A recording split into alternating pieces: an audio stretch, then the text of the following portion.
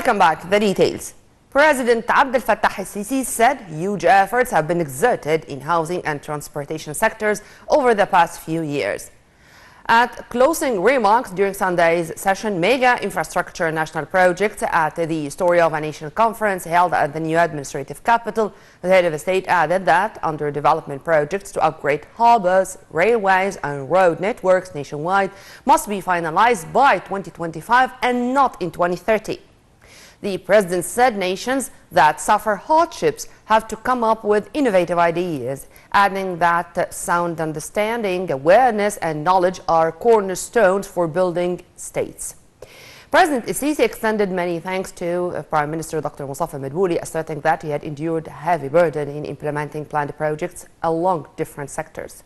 He also said that construction is mostly harder than destruction, adding that the main goal behind these tremendous efforts is to maintain national security and close any vulnerabilities that could be used to destruct the nation. The head of state also said the decade-old rents of housing units should be addressed with a decisive law in order to put an end to the widespread of vacant housing units, asserting that around 2 million units are currently vacant. The president called on the House of Representatives to draft an integrated law to solve the issue.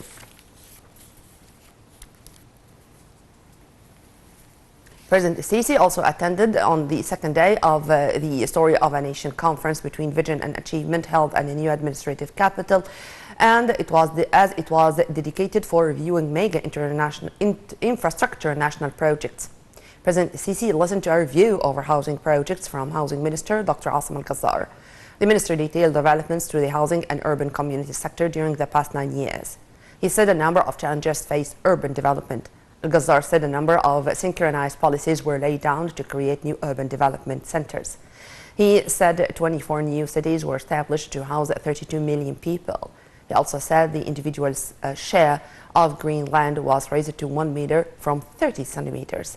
Al-Ghazzar also said total volume of investment in the utilities and urban community sector reached £2 trillion. He also said workers at housing projects amount to 6.5 million. He said the rate by which agricultural lands were lost reached 17% in 2014.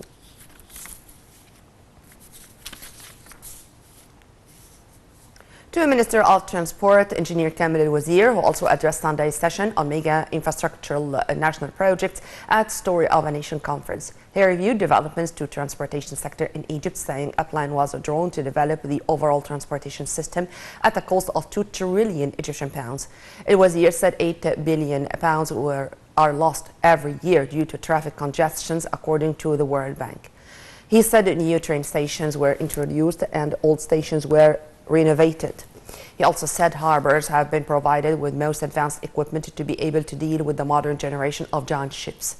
He said that the light rail transit is one of the best public transportation means, linking Cairo with several new communities. Al-Wazir said that under construction rapid electrical train will reach Aswan's Abu Simbel for the very first time.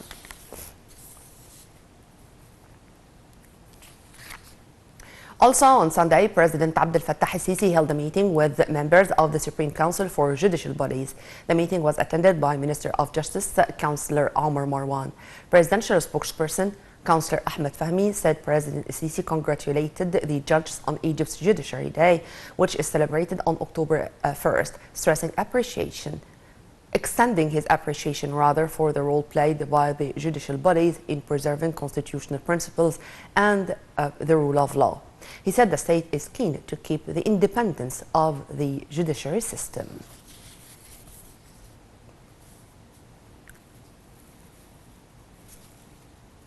Egypt extremely condemned the terrorist attack that occurred in front of the Interior Ministry buildings in Ankara, in which one of the attackers died and the other was neutralized by the authorities there.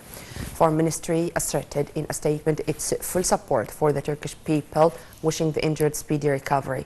Egypt reaffirmed its firm stance that refuse all forms of terrorism and violence that destabilize stability, security, and frightening citizens.